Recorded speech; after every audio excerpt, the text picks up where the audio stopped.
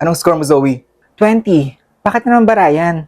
Oh, perfect? Bakit? Nag-aral kasi ako mabuti. Nag-aaral din naman ako ah.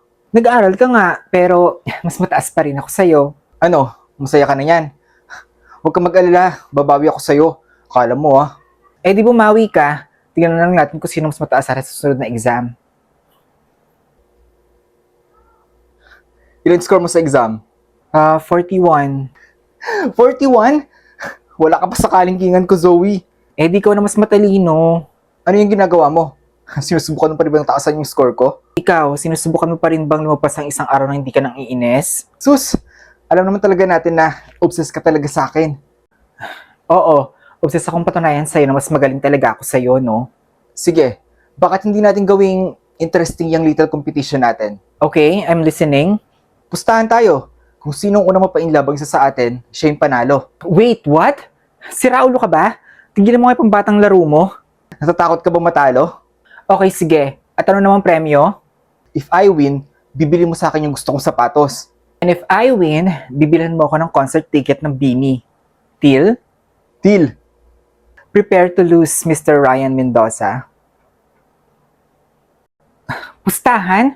Are you serious? It's giving pagka-immature, Zoe. I know, pero ito lang yung paraan para tumigil siya sa pagiging better than me niya. It's worth it, no? Huwag ka lang talagang unang ma-inlove sa kanya, no? Please, as if. Sure ka? Sa gwapo niyang yun? Sa talino niyang yun? Lahat ata ng babae dito sa school natin gusto yung Ryan na yun eh.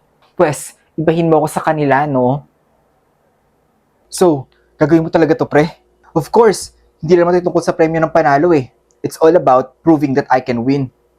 Sinabi mo yan ah. Basta huwag ka lang talaga mai-inlove sa kanya, pre ah. Hindi ah. Hindi mangyayari yun, no?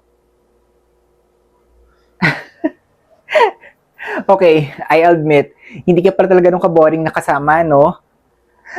Was that a compliment from Zoe Carter? Don't push your luck, Mr. Ryan Mendoza. Late na pala. Kailangan ko na rin umuwi. Tara na, hatid na kita. Huwag na, no? Tsaka, out of the way yung bahay niyo sa bahay namin. I insist. Tara na, hatid na kita. Okay, sige.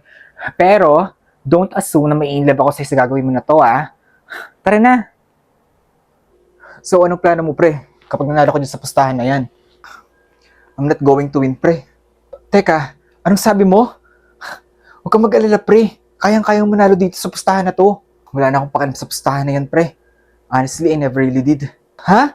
Eh, bakit nakipagpustahan ka sa kanya? Gusto ko talaga siya. Actually, simula pa nung una kaming nagkita, akala ko nga ito yung madaling paraan para maging close kaming dalawa.